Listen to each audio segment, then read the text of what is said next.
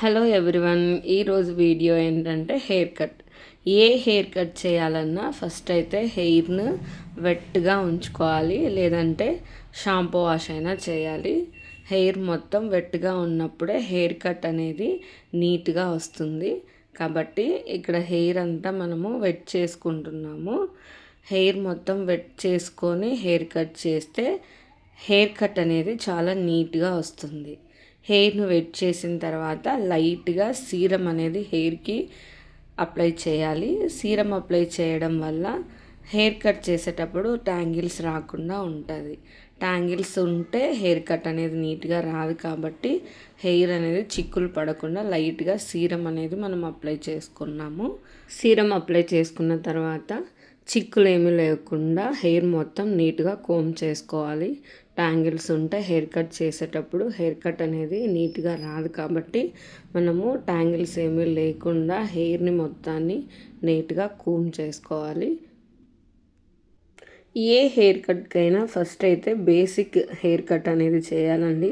Step cut చేసినా, you cut చేసినా, feather cut చేసినా, ఏ హెయిర్ కట్కైనా ఫస్ట్ అయితే మనం బేసిక్ హెయిర్ కట్ అయితే చేయాలి. అదే మా స్టూడెంట్స్కి నేను ఇక్కడ ఎక్స్ప్లెయిన్ చేస్తున్నాను. ఎందుకంటే ఎంత లెంత్ కట్ చేయాలి అనేది ఫస్ట్ ఆఫ్ ఆల్ మన క్లయింట్ ఒపీనియన్ తీసుకొని మనము వాళ్ళు చెప్పినంత హెయిర్ మాత్రమే మనం కట్ చేయాలి. కాబట్టి first basic hair cut, straight cut అనేది చేసేయాలి. ఫస్ట్ మనం ఏ హెయిర్ కట్ చేసినా క్లయింట్ హెయిర్ ఎలా ఉంది అనేది ఫస్ట్ అయితే మనం చూడాలండి. కర్లీ హెయిరా, సెమీ కర్లీ హెయిరా, సిల్కీ హెయిరా అనేది హెయిర్ను బట్టి హెయిర్ కట్ అనేది ఉంటుంది.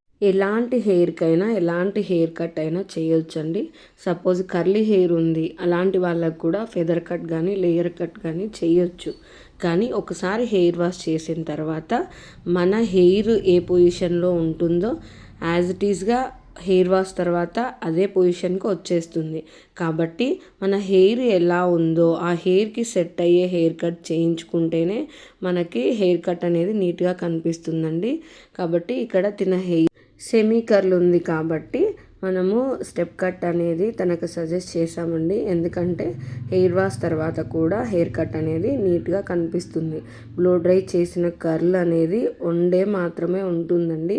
హెయిర్ వాష్ చేయడం వల్ల మనం చేసిన బ్లో డ్రై కర్ల్స్ మొత్తం వెళ్ళిపోతాయి. కాబట్టి మనము తనకి స్టెప్ కట్ అనేది సజెస్ట్ చేసాము. చూడండి, ఫస్ట్ అయితే బేసిక్ హెయిర్ కట్ చేస్తున్నాను. ఎందుకంటే హెయిర్ ఎంత లెంత్ కట్ చేయాలి అనేది క్లయింట్ ఒపీనియన్ మనం తీసుకున్న తర్వాత హెయిర్ అనేది కట్ చేస్తున్నాము. మిడిల్లో అయితే చిన్న సెక్షన్ తీసుకొని ఆ స్మాల్ సెక్షన్ క్లయింట్ రిక్వైర్మెంట్ ప్రకారం తనకి ఎంత లెంత్ కావాలో అంత హెయిర్ కట్ చేసాము. తర్వాత అదే గైడ్ లైన్గా ఉంచుకొని లెఫ్ట్ సైడ్ కానీ రైట్ సైడ్ అదే గైడ్ లైన్గా అదే లెంత్ మాత్రమే మనం హెయిర్ అనేది కట్ చేస్తున్నామండి. చూడండి, ఇక్కడ చూపిస్తున్న లెంత్ స్టెప్ కట్ చేసిన తర్వాత కూడా ఇదే లెంత్ అనేది మెయింటైన్ అవుతుందండి. హెయిర్ అయితే ఇంకా ఏమాత్రం పోదు. ఇక్కడ చూడండి, మన క్లయింట్ హెయిర్ అయితే చాలా థిన్గా ఉందండి. తను ఏం చెప్పిందంటే హెయిర్ ఎక్కువ కట్ అవ్వద్దు, హెయిర్ ఎక్కువ కట్ చేయకుండా ఫైనల్ లుక్ అయితే చాలా బాగుండాలి అని మనకు చెప్పారు.